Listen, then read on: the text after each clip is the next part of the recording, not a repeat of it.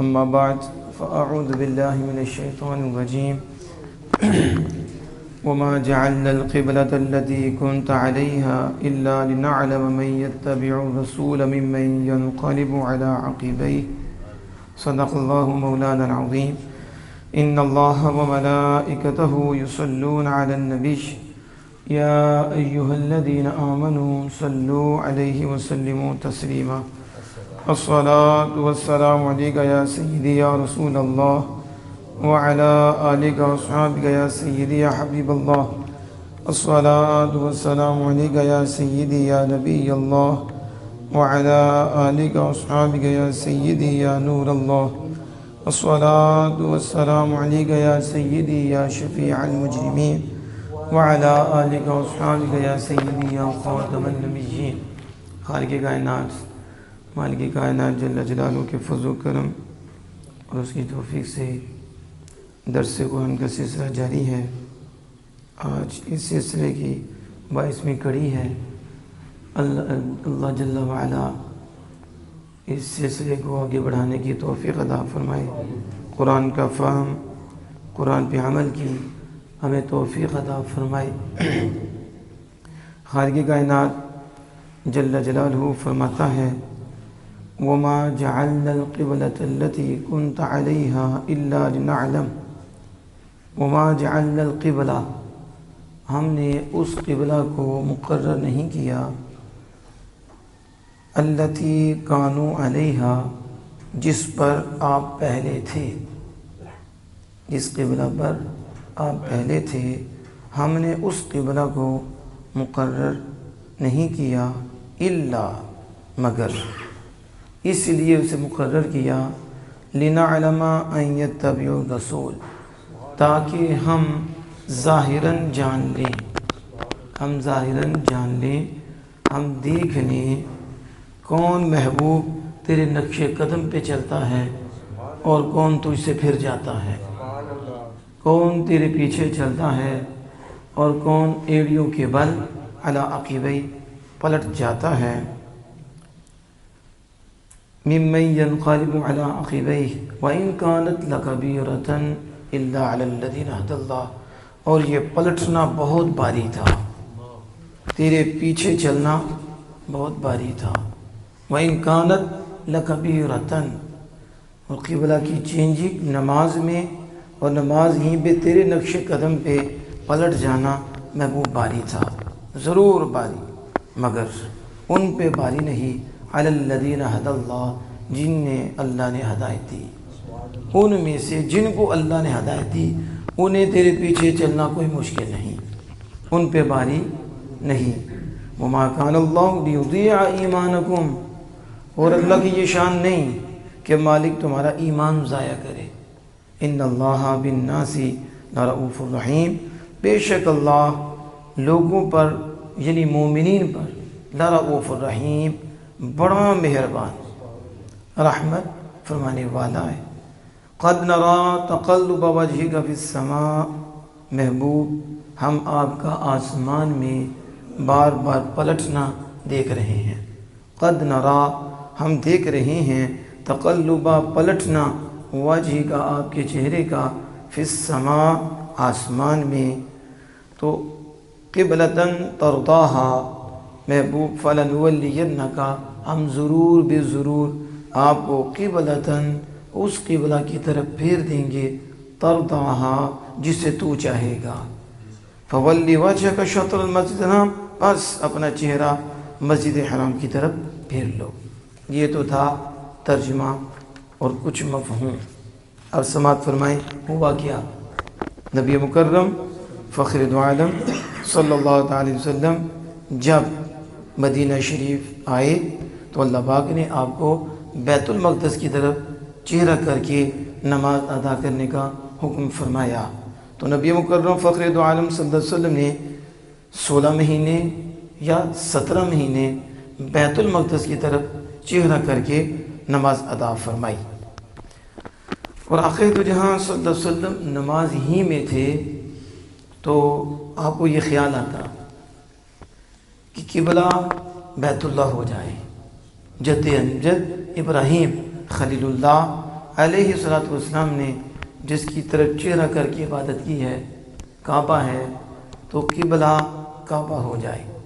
یہ اور یہودی تانا بھی دیتے تھے کہ بات تو اللہ عز و جل کی کرتی ہیں اور قبلہ ہمارا استعمال کرتے ہیں، یعنی بیت المقدس کی طرف چہرہ کر کے عبادت ادا کرتے ہیں، اور ابراہیم علیہ السلام کا تو کعبہ تو وہ قبلہ ہے، آپ ادھر چہرہ کر کے نماز پڑھیں، تو آپ کو تانا بھی دیتے تھے۔ لیکن اللہ پاک نے حکم دیا تھا کہ یہودیوں کی تعریف کے لیے ہی،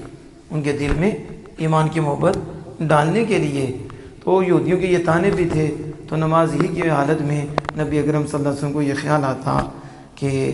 قبلہ کعبہ ہو جائے، تو اللہ عز و جل نے آیت کریمہ نازل فرمائی۔ اب وہ چینجنگ، قبلہ کی چینجنگ بھی کہ جس پر آپ پہلے تھے ہم نے اسے اس لیے مقرر کیا تاکہ ہم دیکھ لیں کہ کون آپ کے پیچھے چلتا ہے۔ من یتبع الرسول، اس کی دو مفہوم ہے، ایک تو یہ بھی ہے کہ جو جلالین والے لکھ رہے ہیں کہ حضور صلی اللہ علیہ وسلم پہلے کعبہ کی طرف چہرہ کر کے نماز ادا فرماتے تھے، اور جب مدینہ پاک آئے تو حکم ہوا تو بیت المقدس کی طرف، پھر اللہ پاک نے آقا جان صلی اللہ علیہ وسلم کی خواہش اور مرضی پہ قبلے کو چینج کیا، تو میں اسی قبلہ کی طرف چہرہ کر لیں جس قبلہ پر آپ پہلے تھے، یعنی کعبہ کی طرف چہرہ کر کے نماز ادا کرتے تھے۔ اور یہ بھی مفسر نے لکھا ہے کہ بیت المقدس کی طرف، اس کی طرف بیت المقدس کی طرف، تو اب آپ چہرہ کعبہ کی طرف کر لیں۔ تو پہلے تو آپ بیت المقدس کی طرف چہرہ کر کے نماز ادا فرما رہے تھے، اب محبوب آپ کس کی طرف چہرہ کر لیں؟ کعبہ کی طرف چہرہ کر لیں۔ اب اللہ پاک فرماتا ہے کہ اس کی وجہ کیا ہے، اس کو چینج کرنے کی وجہ کیا ہے؟ ایک وجہ یہ بیان فرمائی، یہ قرآن ہے، یعنی ریزن کیا ہے۔ آج پوچھتے ہیں نا لاجک کیا ہے، تو ہمارے لیے لاجک کوئی ضروری نہیں ہے کہ ہر بات کی لاجک کو تو ہم نے ماننا ہے۔ ہم نے تو رب کو ماننا ہے، رب کے مصطفیٰ کو ماننا ہے، ہماری کھوپڑی میں آئے یا نہ آئے، اتنی سمجھ میں آتا ہے کہ یہ اللہ کا فرمان ہے اور اس کے محبوب کا کلام ہے، اس کے آگے کوئی کلام نہیں، ہم تو ماننے والے ہیں۔ لیکن یہ لاجک کے پیچھے دوڑتے ہیں، تو لاجک بھی ہوتی ہے، لیکن یہ ضروری نہیں کہ ہم لاجک کو سمجھیں اور ہماری سمجھ میں بھی آئے، مگر نہ خدا کا کلام، اس میں کتنی حکمتیں ہیں، جس کو جتنی سمجھ آئی انہوں نے بیان کر دی، لیکن کما کو کون بیان کر سکتا ہے؟ تو اب اس کی بھی تو لاجک ہے، وہ اللہ پاک نے خود بیان فرمایا کہ اِلَّا لِنَعْلَمَ مَن يَتَّبِعُ الرَّسُولَ، یہ جو قبلے کی چینجنگ کی ہے اس لیے کی ہے کہ محبوب ہم دیکھیں، ہم جاننے کا یہ مطلب نہیں کہ اللہ کو پہلے معلوم نہیں۔ اب قرآن پڑھنا ہے نا، ترجمہ اپنی مرضی کا کر لیا، ان کو کرو اس کا لِنَعْلَمَ کا ترجمہ، ہم جانے، تو کیا اللہ کو پہلے نہیں پتا؟ جانتا تو وہ ہے جسے علم نہ ہو، وہ تو ہر شے کو جانتا ہے، بنی بعد میں ہے، جانتا پہلے ہے، ہر شے کو جانتا ہے، اس کے علم کو زوال نہیں ہے، اس کا علم یہ نہیں کہ حصولی ہے کہ وہ حاصل کرتا ہے، ہم حاصل کرتے ہیں، ہمارے لیے یہ ہمیں نہیں پتا تو ہم اسے حاصل کرتے ہیں، اور ہمارا علم حادث ہے، اللہ عز کا علم ہمیشہ سے ہے اور اس کا کوئی حصول نہیں ہے، وہ از خود جانتا ہے۔ آگے پھر ایک چیز کا وقت ہوتا ہے جب اس کا ظہور ہوتا ہے، مثلا سب کچھ اسے معلوم تھا لیکن کیا سارے بن گئے تھے؟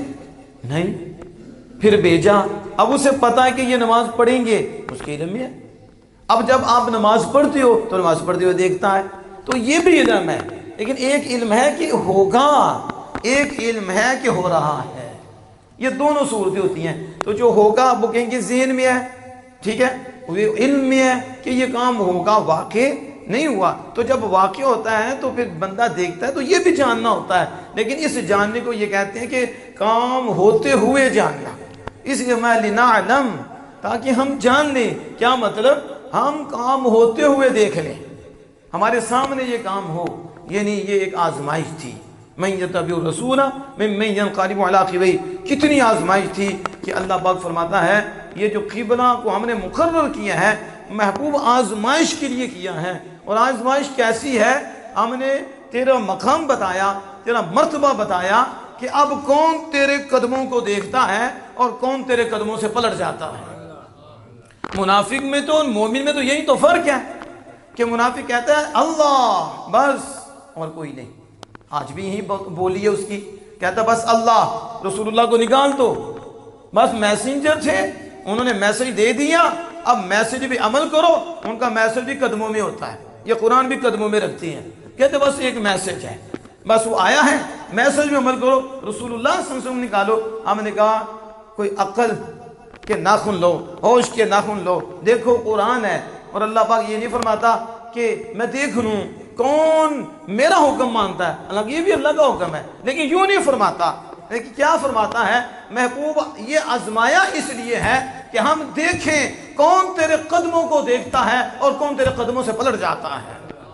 ہم تو تیری شان دکھانا چاہتے ہیں، اور جسے بھی میں ملتا ہوں وہ وہی ہے جو رسول اللہ کے پیچھے چلتا ہے، اور جسے بھی نوازتا ہوں اپنے محبوب سے نوازتا ہوں۔ اب دیکھو میں یہ تبی رسول کیا بتا رہا ہے کہ قبلے کی چینجنگ محبوب تیری اتباع کے لیے میں ننگا کر دوں، میں ظاہر کر دوں یہ کون سے کوڑے ہیں کن کے دل میں تیرا بغض ہے، اور کون ہے کچے، کون پھرنے والے ہیں، اور کون ہے تجھ پہ جانے دینے والے ہیں، کون ہے تیرے، یہ اتباع سے پتا چلے گا۔ وَإِذَا قِيلَ لَهُمْ تَعَالَوْا إِلَىٰ مَا أَنزَلَ اللَّهُ إِلَى الرَّسُولِ، جب انہیں کہا جائے اس کی طرف آؤ جو اللہ نے اتارا ہے، ما انزل اللہ کس کی طرف، وَإِلَى الرَّسُولِ رسول کی طرف، وَإِذَا قِيلَ لَهُمْ تَعَالَوْا مَا أَنزَلَ اللَّهُ وَإِلَى الرَّسُولِ، اب یہ جب کہا جائے تو وہ کیا کہتے ہیں، وہ اللہ کی طرف دوڑیں گے، کس کی طرف، محبوب خدا صلی اللہ علیہ وسلم سے بھاگیں گے، کس کی طرف سے بھاگیں گے، جب کہا گیا جائے گا رسول کی طرف آؤ وہاں سے بھاگ جائیں گے اور اللہ کی طرف دوڑیں گے۔ تو اللہ خود قرآن پاک میں بیان فرما رہا ہے جب انہیں محبوب کی طرف بلایا جائے تو وہاں سے بھاگتی ہیں، لیکن مالک کی کائنات دیکھو کیا فرما رہا ہے کہ ہم نے قبلہ کو چینج اس لیے کیا ہے، محبوب دیکھیں تیری غلامی کا دم کون بھرتے ہیں، کون عقل پہ چلتے ہیں۔ دیکھو کتنی آزمائش تھی کہ نماز ہی کی حالت میں، اس سے پہلے کوئی حدیث نہیں دکھا سکتا کہ نبی اکرم صلی اللہ علیہ وسلم نے فرمایا ہو میرے پیارے صحابہ نماز ہی کی حالت میں وہی آنی ہے، اور میں نے بیت المقدس سے چہرہ پھیر کر کعبہ کی طرف کر لینا ہے، لہٰذا تم نے بھی میرے پیچھے کرتے ہوئے تم نے بھی ایسا ہی عمل کرنا ہے، نہیں یہ بھی کوئی نہیں۔ اور پھر نماز ہی کی حالت ہے اور آپ نے رکعت بھی پڑھی ہے، اور قبلہ بیت المقدس کی طرف چہرہ کر کے بھی نماز ادا فرما رہے ہیں، اسی دوران جبریل آ رہے ہیں، اسی دوران جبریل ہیں، اور جبریل آ کے عرض کر رہی ہیں اور حضور اسی درمیان پھر رہی ہیں، اس لیے وہ قبلتین ہیں جنہوں نے دیکھی ہے۔ جب جاتی ہیں اللہ رسول کے گھر تو پھر مدینہ پاک جائیں، پھر آپ دیکھیں قبلتین، تو قبلتین کیسی ہے کہ حضور نماز پڑھتے ہوئے پھرے ہیں۔ اب کتنی آزمائش تھی کہ نہ حکم ہوا نہ انہوں نے جبریل کو اترتا ہوا دیکھا، لیکن صرف رسول اکرم صلی اللہ علیہ وسلم کی ذات پاک ہیں اور حضور ہی اپنا رخ پھیر رہے ہیں۔ پیچھے آزمائش بن گئی کہ عقل کہتی ہے وہ بیت المقدس ہے، وہ قبلہ ہے، اب قبلہ کو چھوڑیں اور حضور کے پیچھے چلیں۔ وہ عشق کہتا ہے وہ قبلہ بھی ملا ہے تو انہی سے ملا ہے، ہمیں کیا پتا وہ قبلہ ہے، ہمیں کیا پتا کہ اللہ کا آرڈر ہے، ہمیں تو رسول اللہ نے فرمایا جبریل آئے ہیں، اب تو جو ادھر کرنی ہے، ہم تو جسے بھی جو بھی کرتے ہیں رسول اللہ سے کرتے ہیں، ہم جسے بھی دیکھتے ہیں حضور سے دیکھتے ہیں، اب وہی نماز میں چہرہ پھیر رہے ہیں۔ بس محبت اور عشق یہی کہتی ہے عقل میں آئے یا نہ آئے جدھر مصطفیٰ ہے ادھر ہم ہیں، اس لیے جو کچے تھے وہ پھر گئے، وہ مرتد ہو گئے، کیا ہو گئے؟ دیکھو حضور کی غلامی کو چھوڑا، عقل پہ لیا کہ بیت المقدس، آج بھی کہتے ہیں کعبہ، کیا کہتے ہیں؟ کعبہ۔ ہم نے کہا کعبہ ہے، حضور کعبے کے بھی کعبہ ہیں۔ اب یہاں دیکھو کیا کہتے ہیں صاحب جلالین، آپ فرماتے ہیں جب یہ ہوا وَظَنَّ النَّبِيَّ فِي حَيْرَةٍ مِّنْ أَمْرِهِ وَقَدْ ارْتَدَّ لِذَلِكَ جَمَاعَةٌ، آپ فرماتے ہیں جب نبی اکرم صلی اللہ علیہ وسلم نے چہرہ پھیرا، وہ بدبخت، وہ کہتے ہیں انہوں نے کیا خیال کیا کہ حضور تو اللہ کے حکم میں حیرت میں ہیں، حضور کو خود ہی نہیں پتہ چلنا کہ نماز پڑھتے ہوئے پہلے قبلہ بیت المقدس سے چہرہ کر رہے تھے، اب ادھر سے پھر کے یہ تو اللہ کے معاملے میں حیرت میں ہیں، تو کہتے ہیں وہ مرتد ہو گئے۔ اندازہ لگائیں آمینہ کے رات صلی اللہ علیہ وسلم کے متعلق کیا سوچا کہ حضور اللہ کے حکم میں حیرت میں ہے، حضور کو پتہ نہیں چلتا، پہلے ادھر چہرہ پہلے ادھر چہرہ، کہتے ہیں وہ مرتد ہو گئے۔ جنہوں نے اعتراض کا سوچا ہی نہیں، بلکہ انہوں نے آمنہ کے لال کو دیکھا، وہ مومن رہے۔ اب یہاں دیکھو وہ کہتے ہیں کہ اللہ پاک فرماتا ہے کہ وَإِن كَانَتْ لَكَبِيرَةً إِلَّا عَلَى الَّذِينَ هَدَى اللَّهُ، بے شک یہ قبلہ کی طرف چہرہ کرنا بہت بھاری تھا، لوگوں پر سخت تھا، مگر ان لوگوں پر جن کو اللہ نے ان میں سے ہدایت تھی ان پہ کوئی بھاری نہیں تھا۔ وَمَا كَانَ اللَّهُ لِيُضِيعَ إِيمَانَكُمْ، اللہ تمہارے ایمان کو ضائع نہیں کرے گا، یعنی اللہ تمہاری نماز کو ضائع نہیں کرے گا۔ کس کو؟ اب یہ قرآن ہے، لفظی ترجمہ اور ہوتا ہے۔ یہاں ایمان سے مراد نماز ہے۔ بیت المقدس کی طرف 16 مہینے جو تم نے جو دوسرے فوت ہو گئے انہوں نے بھی نماز ادا کی اور تم نے بھی نماز ادا کی، یا 17 مہینے نماز ادا کی، اللہ وہ ضائع نہیں کرے گا۔ وجہ کیا بنی؟ جب کافر نے اعتراض کیا، اس بات پہ اعتراض کیا کہ اگر تم پہلے ہدایت پر تھے، یعنی بیت المقدس کی طرف چرا کر کے جو نماز ادا کر رہے تھے وہ ہدایت پر تھے، تو اب تم گمراہی کی طرف چلے گئے ہو، یا پھر تم پہلے گمراہی پر تھے اور اب تم ہدایت پر چلے گئے ہو، تو جو تمہارے مر گئے ہیں گمراہی پر، یہ ان کے بکواس تھے، تو ان کا کیا بنے گا؟ ان کا کیا بنے گا؟ تو صحابہ کے رشتہ دار تھے، صحابہ کو تکلیف ہوئی کہ انہوں نے کیا تانا دیا ہے کہ ہمارے جو پہلے بیت المقدس کر کے نماز پڑھتے تھے وہ گمراہی پر تھے، یا پھر وہ ہدایت پر تھے، یا پھر گمراہی پر مرے، ان کی نمازیں کہاں گئیں؟ تو اللہ پاک نے قرآن نازل فرمایا وَمَا كَانَ اللَّهُ لِيُضِيعَ إِيمَانَكُمْ، جو پہلے بھی پڑھتے رہے ہیں، یار کے پیچھے چلتے رہے ہیں، وہ بھی ہمارے آرڈر پر تھا، اب بھی جو کر رہے ہیں یہ بھی ہمارے آرڈر پہ ہے، اس لیے اللہ تمہاری ایمان کو ضائع نہیں کرے گا، یعنی جو وہ نمازیں پڑھ کے گئے ہیں اللہ پاک ان کا اجر ان کا عطا فرمائے گا، کیونکہ وہ میری اطاعت پہ تھا، میرے حکم پہ تھا، اس پر یہ آیت کریمہ نازل ہوئی۔ اس سے یہ بھی پتہ چلا نماز کی کتنی اہمیت ہے۔ اللہ نے قرآن پاک میں نماز کو ایمان فرمایا ہے، نماز کو ایمان فرمایا ہے۔ آگے ذرا آخری بات یہ سماعت فرمائیں، قد نرى تقلب وجهك في السماء، یعنی وہ جو میں عرض کر رہا تھا کہ نبی اکرم صلی اللہ علیہ وسلم آسمان کی طرف دیکھتے تھے اور دل میں شوق تھا کہ قبلہ کعبہ ہو جائے، بس یہ شوق تھا۔ منطلقا الى الوحی ومتشوقا للامر باستقبال القبلہ متعلیا، کہ آپ شوق رکھتے تھے کہ اللہ کا حکم آ جائے کعبہ کی طرف چہرہ کرنے کا۔ اب یہاں توجہ سے سننا ہے، اب حضور کو یہ شوق تھا کہ اللہ قبلہ کعبہ بنا دے، تو اللہ پاک نے یوں نہیں فرمایا کہ فَلَنُوَلِّيَنَّكَ الْقِبْلَةَ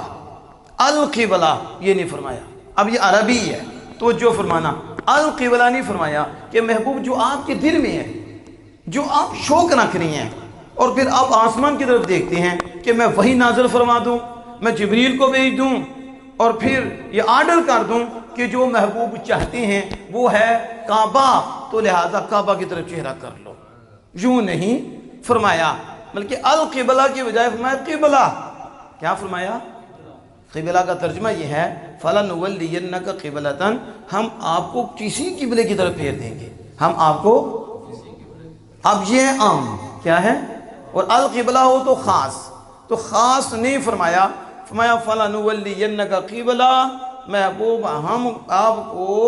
قبلہ کی طرف پھیر دیں گے۔ اب کون سا قبلہ ہے؟ دن میں تو یہ ہے کہ کعبہ ہو، تو اللہ پاک مہتا تَرْضَاهَا، اب یہ کسی مفسر کی بات نہیں ہے، کسی عالم کی بات نہیں ہے، یہاں تو کوئی اور تفسیر ہی نہیں، یعنی اتنا واضح ہے کہ کسی تفسیر کی طرف جانے کی ضرورت ہی نہیں۔ میں قبلہ، تو اب قبلہ تو عام ہے کہ کس قبلہ کی طرف محبوب کو پھیرے گا؟ محبوب تو چاہتے ہیں کہ کعبہ ہو جائے، کہا ترضاہا، محبوب قبلہ تو وہ ہوگا جس کی طرف ہم تجھے پھیریں گے، لیکن رضا تیری ہوگی اور چاہت تیری ہوگی، قبلہ بدلنا ہمارا کام ہے اور اسے اختیار کرنا محبوب تیرا کام ہے۔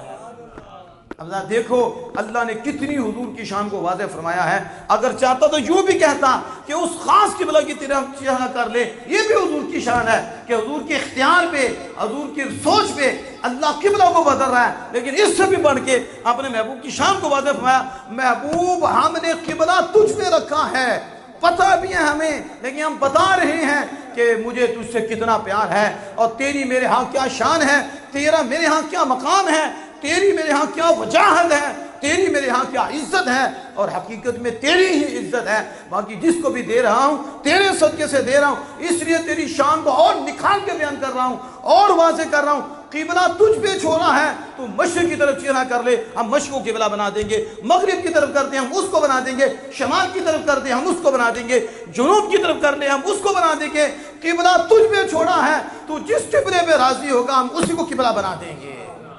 اب یہ نہیں قرآن پڑھتے، اب یہ کیا کہتے ہیں جنہیں انہیں کوئی اختیار ہی نہیں ہے انہیں، تو ہم نے کہا پھر کسی اور قبلے کی طرف چہرہ کرو، تم تو کہتے اختیار نہیں ہے۔ اللہ تو کہتا قبلہ اس قبلہ کی طرف پھیریں گے جس میں محبوب تو راضی ہوگا اور جو تو پسند کرے گا، پسند تیری ہوگی، ہم اسے قبلہ بنا دیں گے۔ اس نے میرے امام اہل سنت الشام رضا فاضل بریلوی علی رحمت الرحمن بولے، اے حاجیو آؤ شہنشاہ کا روزہ دیکھو، حاجیو آؤ شہنشاہ کا روزہ دیکھو، اے کعبہ تو دیکھ چکے، اب کعبے کا کعبہ دیکھو۔ تمہیں کیا پتا کمینوں کعبہ کیا ہے اور کعبے کی کعبہ کون ہے؟ صحابہ نے بیت المقدس نہیں دیکھا، آمینہ کے لال کو دیکھا ہے، جدھر حضور گئے ہیں صحابہ بھی ادھر گئے ہیں۔ کہا تمہیں کعبہ تو حضور، کعبہ پہ حضور کا احسان ہے، اگر حضور کعبہ کی طرف توجہ نہ کرتے قبلہ نہ بنتا، حضور نے توجہ کی ہے تو وہ کعبہ بن گیا ہے۔ اب جو بھی نماز اس کی طرف پڑھے گا وہ یہ مانے گا کہ اس پہ آمینہ کے لال کا احسان ہے اور یہ اللہ نے محبوب پہ رکھا ہے اور محبوب نے اس کے اختیار کیا ہے اور چوز کیا ہے، اور یہ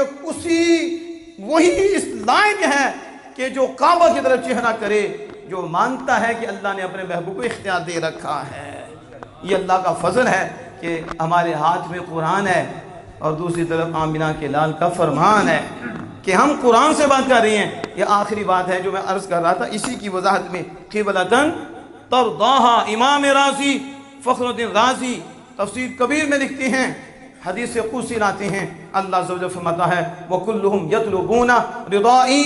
محبوب ہر کوئی میری رضا چاہتا ہے۔ آدم علیہ السلام آئے تو میری رضا چاہتے رہے، حضرت شیس علیہ السلام آئے میری رضا چاہتے رہے، حضرت نوح علیہ السلام آئے تو میری رضا چاہتے رہے، حضرت ادریس علیہ السلام آئے تو میری رضا چاہتے رہے، حضرت یونس علیہ السلام آئے تو میری رضا چاہتے رہے۔ ہر نبی چاہتا کہ رب راضی ہو، ہر نبی چاہتا کہ رب راضی ہو، حتیٰ کہ موسیٰ کلیم اللہ جیسی ہستیاں آئیں وہ بھی چاہتے رب راضی ہو جائے، عیسیٰ روح اللہ آئے وہ بھی چاہتے رب راضی ہو، تو کہا میرا رب خود فرماتا ہے مصطفیٰ جان رحمت کی زبان پہ ہر کوئی میری رضا چاہتا ہے، وَأَنَا أَطْلُبُ رِضَاكَ يَا محمد، اے محبوب سارے میری رضا چاہتے ہیں، میں تیری رضا چاہتا ہوں۔ یہ ہے فَلَنُوَلِّيَنَّكَ قِبْلَةً تَرْضَاهَا، سارے اسی قبلہ کی طرف چہرہ کرتے ہیں جو رب نے آرڈر فرمایا، اور آمینہ کے لال وہ ہیں جو وہ چاہتے ہیں تو رب قبلہ کو بدل دیتا ہے اور حضور کی چاہت کی طرف سارے توجہ کرتے ہیں۔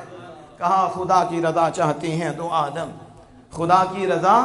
چاہتے ہیں تو عالم، خدا چاہتا ہے رضائے محمد صلی اللہ علیہ وسلم۔ یہ کہتے ہیں نبی کے چاہنے سے کچھ نہیں ہوتا، نبی کی مرضی پہ کچھ نہیں ہوتا۔ ہم نے کہا پھر قرآن کے منکر ہو گئے ہو، کس کے؟ قرآن کے منکر ہو گئے ہو۔ یہ کعبہ بھی مرضی مصطفیٰ پہ ہوا، یہ کعبہ کی چینجنگ بھی مرضی مصطفیٰ پہ ہوئی،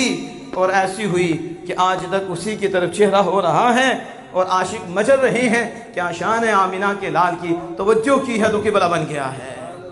اب دیکھ رہی ہیں کہ جو میں عرض کر رہا تھا فَلَنُوَلِّيَنَّكَ قِبْلَةً تَرْضَاهَا، پھر دیکھو ادھر ہی پھرے،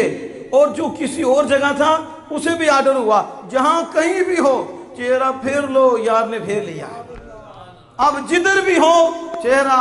کعبہ کی طرف کر لو، میرے محبوب نے کعبہ کی طرف کر لیا ہے۔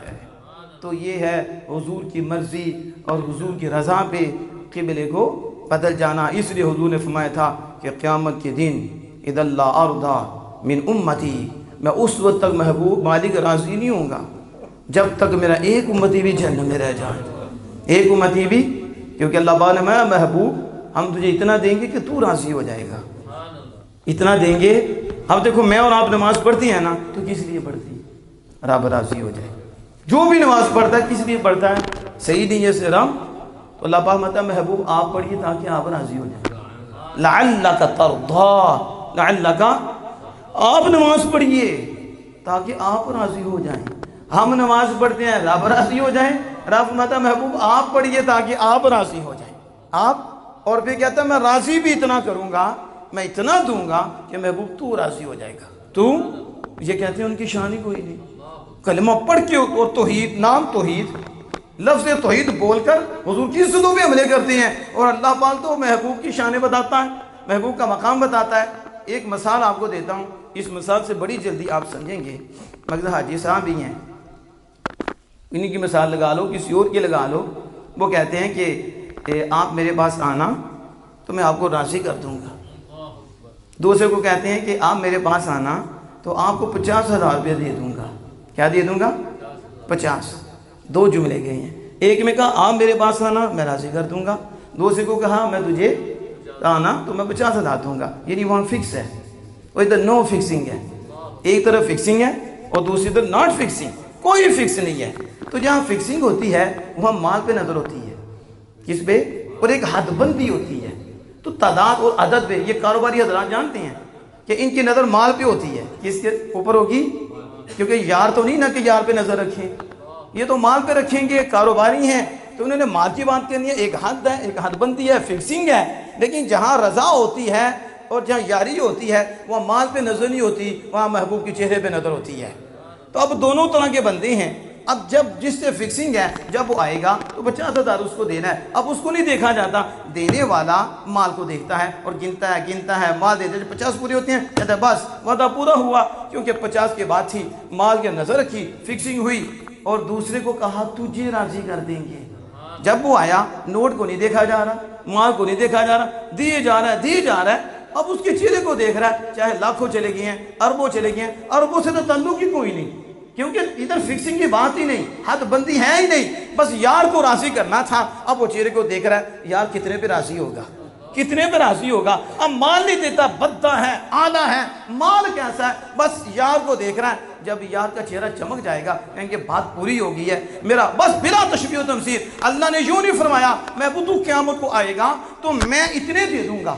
میں تجھے اتنا دوں گا، اتنی امت بخش دوں گا، اتنی امت بخش دوں گا، ایک عدل رکھ دیا جائے اور اتنی حد بندی کر دی جائے، اس گناہ گار کو بخشوں گا، اس کو نہیں بخشوں گا، اس کو دے دوں گا، اس کو نہیں دے دوں گا۔ لیکن یہ فرمایا محبوب دوں گا میں، رضا تیری ہوگی، یا فکسنگ نہیں یا ناٹ فکسنگ ہے، بس محبوب ہم تجھے دیکھتے جائیں گے اور دیتے جائیں گے، ہم مال نہیں دیکھیں گے، آلہ ہے، بدہ ہے، گندہ ہے، کیسا ہے، گناہگار ہے، سیاہکار ہے، بدکار ہے، عرب ہے، خرب ہے، اب ہم تیرے چہرے کو دیکھیں گے، کیونکہ وعدہ تیری رضا کا ہے، اس لیے جہاں رضا ہوتی ہے وہاں تعداد پہ نظر نہیں ہوتی، وہ حد بندی نہیں ہوتی، وہ مال پہ نظر نہیں ہوتی، ادھر یار پہ نظر ہوتی ہے۔ یوں ہی قیامت کا دن ہوگا، حضور پکڑ پکڑ کے جنت پہ ڈالیں گے اور ان کو داخل کریں گے، غلاموں کو اندر بھیجیں گے، اللہ یار کو دیکھتا رہے گا اور یار غلاموں کو دیکھتے رہیں گے اور ان کو پکڑ پکڑ کے جنت میں ڈالتے رہیں گے، یہاں تک کہ حضور فرماتے ہیں جب مالک تیرا مجھ سے وعدہ ہے تو میں تو اس وقت تک راضی نہیں ہوں گا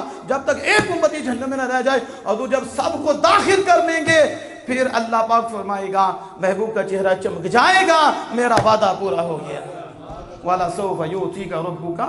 فَتَرْضَىٰ، اتنا دوں گا کہ دینے کو دیکھوں گا نہیں، تیرے چہرے کو دیکھتے ہوئے نوازتا جاؤں گا، جب تیرا چہرہ چمک جائے گا میرا وعدہ پورا ہو جائے گا۔